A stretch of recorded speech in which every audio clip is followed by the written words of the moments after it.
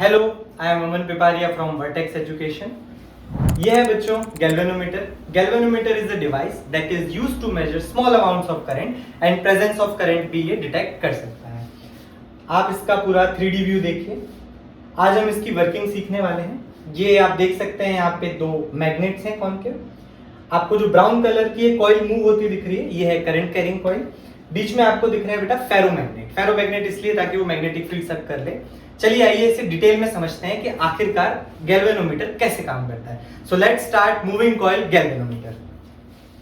तो चलिए बच्चों, सबसे पहले इसके प्रिंसिपल के बारे में बात कर लेते हैं। सो बच्चों, जब कभी भी हम करंट कैरिंग कॉइल एक यूनिफॉर्म मैग्नेटिक फील्ड में रखते हैं, इस करंट कैरिंग कॉइल के ऊपर बच्चों टॉर्क लगता है। रीजन क्या है इसका? देखिए, करंट कैरिंग कॉइल एक टाइनी मैग्नेट की तरह बिहेव करता है।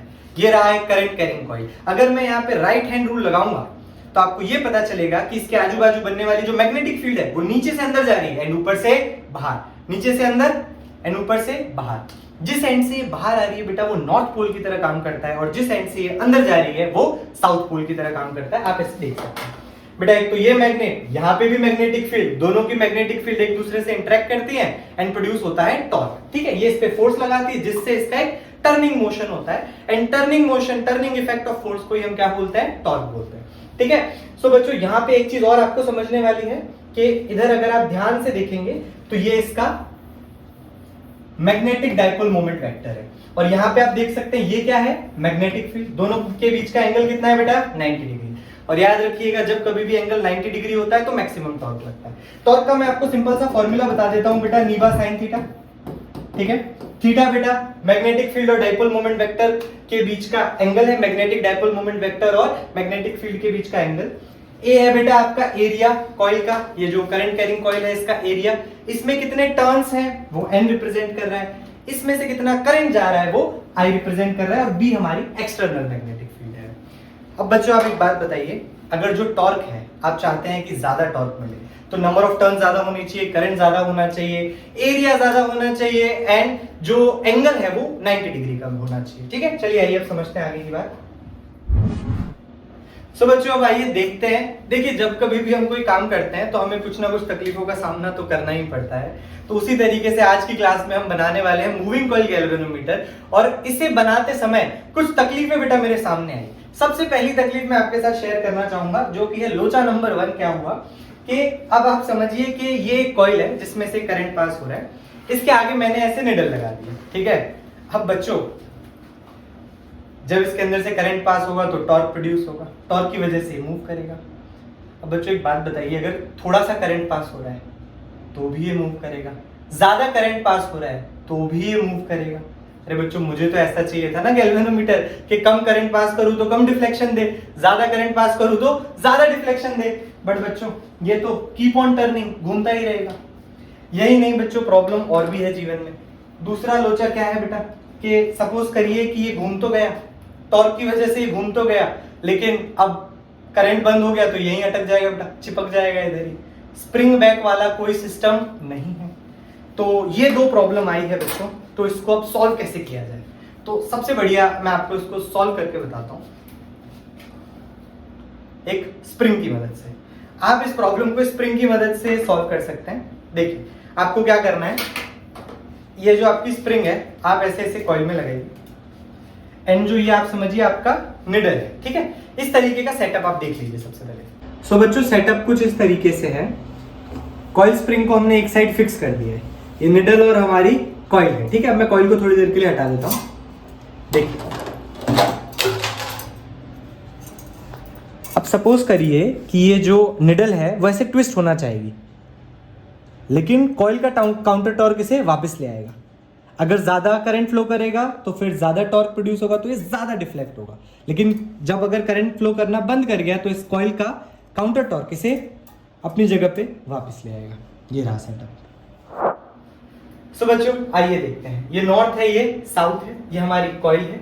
यहाँ पे हमने ये जो स्प्रिंग, जो हमारी स्प्रिंग है, कॉइल स्प्रिंग, वो मैंने अटैच कर दी है, और यहाँ पे हमारी निडल है।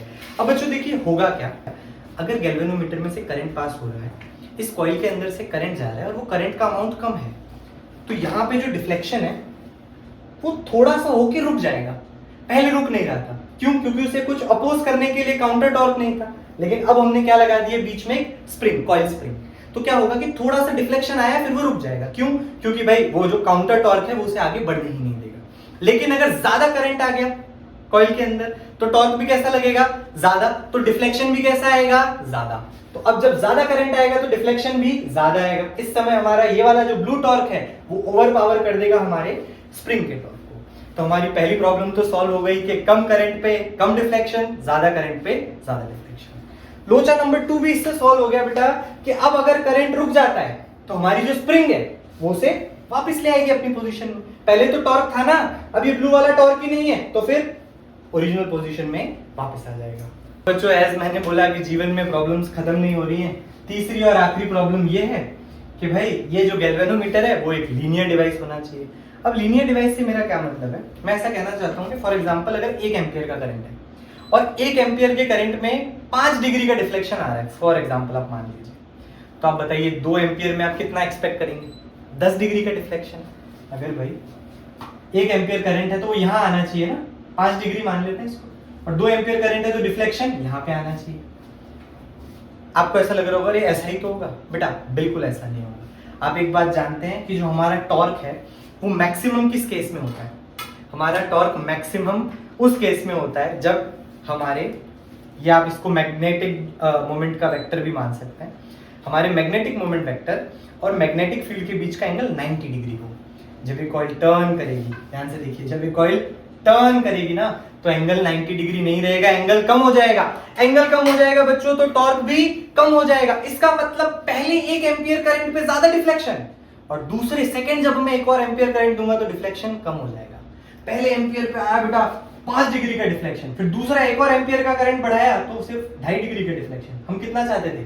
2 पे आए। कहां पे आए डिफ्लेक्शन? 2 पे आए। 10 डिग्री का डिफ्लेक्शन चाहते थे 2 एम्पियर पे, पर ऐसा नहीं। इसका सोल्यूशन ये है कि अगर हम कुछ ऐसा कर पाए कि हर बार मैग्नेटिक डाइपोल मोमेंट और मैग्नेटिक फील्ड के बीच का एंगल 90 रहे, एंगल कांस्टेंट कर दें, तो हम ये चीज सॉल्व कर सकते हैं इस प्रॉब्लम को। चलिए आइए अब देखते हैं। सबसे पहले तो बच्चों, जब कभी भी इक्विलिब्रियम की पोजीशन होती है, कौन सी पोजीशन होती है बच्चों? इक्विलिब्रियम की पोजीशन। तो हमारा जो निडल है वो तो रेस्ट पे है, मतलब वो उस पे सारे फोर्सेस इक्वल हो गए। काउंटर टॉर्क किसके इक्वल हो गया बेटा? हमारे मैग्नेटिक फील्ड के आने वाले टॉर्क से इक्वल हो गया। काउंटर टॉर्क का फॉर्मूला होता है बेटा C phi। C यहाँ पे स्प्रिंग कांस्टेंट है, phi है आपका डिफ्लेक्शन। टॉर्क अभी मैंने बताया बेटा फाइनल फॉर्मूला नीबा साइन थीटा, ठीक है। अब अगर आप इस फॉर्मूला को ज्यादा अच्छे से ऑब्जर्व करें बच्चों, yellow black colour red colour ले लेते हैं। अगर इस फॉर्मूला को आप बहुत अच्छे से ऑब्जर्व करो तो C तो कांस्टेंट है, नंबर ऑफ टर्न्स हमारी कॉइल में वो भी कांस्टेंट है, मैग्नेटिक फील्ड जो है एक्सटर्नल वो भी कांस्टेंट है, एरिया ऑफ द कॉइल भी कांस्टेंट है, लेकिन ये जो करंट और ये जो एंगल है ये बदल रहे हैं। हम क्या चाहते हैं? ये भी कांस्टेंट हो जाए, तो किन दो के बीच में रिलेशन आ जाएगा बेटा? Current and deflection, angle of deflection के बीच में। तो चलिए आइए बस अब यही हम काम करते हैं, इसी को सॉल्व करते हैं, इसी प्रॉब्लम को सॉल्व करते हैं। सो बच्चों, इस प्रॉब्लम को सॉल्व करने का सबसे इजी तरीका है रेडियल मैग्नेटिक फील्ड। देखिए, अब हमने पहले बेटा फ्लैट बार मैग्नेट्स लिए थे, उसकी जगह हमको कॉनकेव मैग्नेट्स लेने हैं, ठीक है।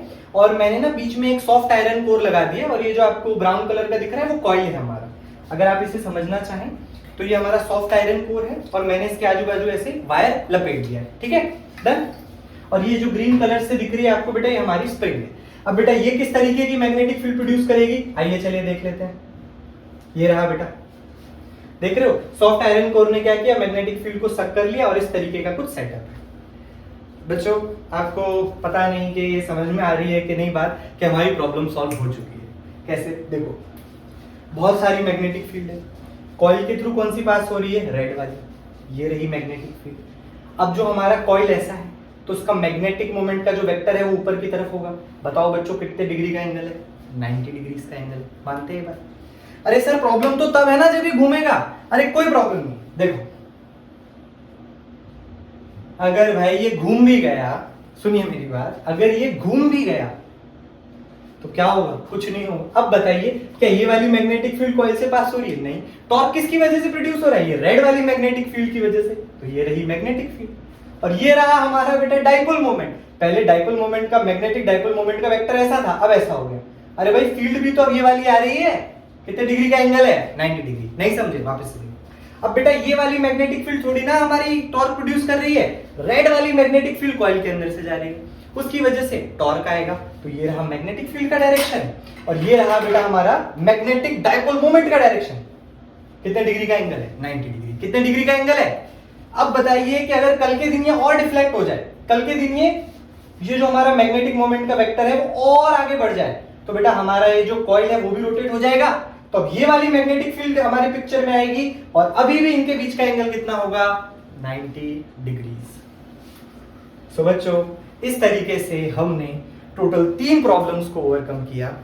फटाफट से समराइज करते हैं। इसी के साथ बच्चों हमने 3 लोचे जो हो रहे थे, 3 तकलीफें जो हमारे जीवन में आ रही थी गैल्वेनोमीटर को बनाने में, वो तीनों हमने रिजॉल्व कर ली। पहला कि भाई ज्यादा करंट है तो ज्यादा डिफ्लेक्शन होगा, स्प्रिंग बैक करना चाहिए, ये सब हमने स्प्रिंग की मदद से कर लिया, कॉइल स्प्रिंग की मदद से। और जो लास्ट प्रॉब्लम थी कि भाई टॉर्क हमेशा मैक्सिमम रहे या एंगल दोनों के बीच में हमेशा 90 रहे, उसको हमने radial magnetic field and ferromagnet की मदद से ओवरकम कर ली हमने ये प्रॉब्लम। चलिए आइए एक और बार इस 3D डायग्राम को देखते हैं हम लोग। सो चलिए आइए बच्चों, लेक्चर के स्टार्टिंग में हमने देखा था, अब एंड में भी देख लेते हैं हम लोग इस डायग्राम को। सो बच्चों आप देख सकते हैं जो व्हाइट कलर का आपको दिख रहा है स्प्रिंग बेटा, ये आपको दिख रहे हैं कॉनकेव मैग्नेट्स। येलो कलर की जो लाइंस आपको दिख रही है बेटा, ये है आपकी मैग्नेटिक फील्ड। और अब आप देख सकते हैं जो ग्रे कलर का जो आपको ये जो आयरन कोर है वो है सॉफ्ट आयरन, और ये जो वाइंड अप किया हुआ है इसके आजू बाजू ये है आपकी कॉइल। देखिए कॉइल रोटेट होती हुई दिख रही है आपको। अब समझिए कॉइल जब रोटेट होगी वही वाली मैग्नेटिक फील्ड जो उसके थ्रू पास होगी वो पिक्चर में आएगी, उसकी वजह से टॉर्क प्रोड्यूस होगा, एंगल हमेशा 90 डिग्री रहेगा। इसी के साथ बच्चों आपने बना लिया है खुद का मूविंग कॉइल गैल्वेनोमीटर। सो बच्चों अगर आप भी फिजिक्स के कॉम्प्लेक्स टॉपिक्स को आसान भाषा में समझना चाहते हैं, उस टॉपिक का नाम कमेंट कीजिए नीचे, हम अगला वीडियो उसी टॉपिक के ऊपर बनाएंगे। And for more such videos follow vertex.